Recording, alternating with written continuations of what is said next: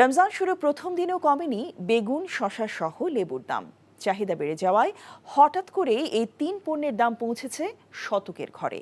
অন্যদিকে পর্যাপ্ত আমদানির পরও সরবরাহ ঘাটতির কারণে সয়াবিন তেলের সংকট কাটছে না। এছাড়া বাড়তি দামে মাছ ও মাংস কিনতে হচ্ছে ভোক্তাদের। তবে স্থিতিশীল রয়েছে ছোলা, খেজুর, চিনি সহ আলু ও পেঁয়াজের দাম। রিপোর্ট করছেন আরাফাত ইসলাম। সরকারি হিসাব অনুযায়ী রমজানে ভোজ্য তেলের চাহিদা ৩ লাখ মেট্রিক টন। তার বিপরীতে ৩,৮৯,০০০ মেট্রিক টন সয়াবিন তেল আমদানি হলেও বাজারে সরবরাহ ঘাটতির কারণে সংকট কাটছে না। কোম্পানি গোডাউনে সিন্ডিকেট করে রাইখা দিয়া মার্কেটে খুচরা বাজার মাল ছাড়তেছে না। আবার দোকান খালি, এখন আবার তেল দিচ্ছে না, পাইতেছি না। ওরা 1 মাসের উপরে তেল দিতে আছে না।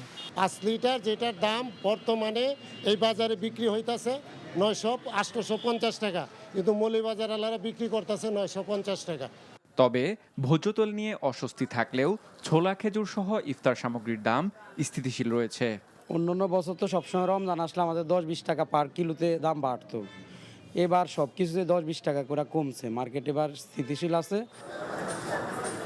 এদিকে রমজান শুরুর আগেই বেড়ে যাওয়া বেগুন, শসা ও লেবু বাড়তি দামেই বিক্রি হচ্ছে। আকার ভেদে লেবুর হালি 80 থেকে 100 টাকা, শসা 100 থেকে 120 এবং বেগুন 100 থেকে 130 টাকা পর্যন্ত বিক্রি হচ্ছে। মনে করেন একটু বেশি দাম দিয়ে আনি, বেশি দাম দিয়ে বিক্রি। মাল শর্ট সেই আর বাজার বেশি, আমগো বেশি এনে বিক্রি করতে হইলো। এছাড়া ব্রয়লার 210 ও দেশি মুরগির দাম 650 টাকা। তবে মাছের ক্ষেত্রে অন্যান্য সময়ের তুলনায় কেজিতে 100 টাকা পর্যন্ত বেশি দাম হাঁকছেন বিক্রেতারা।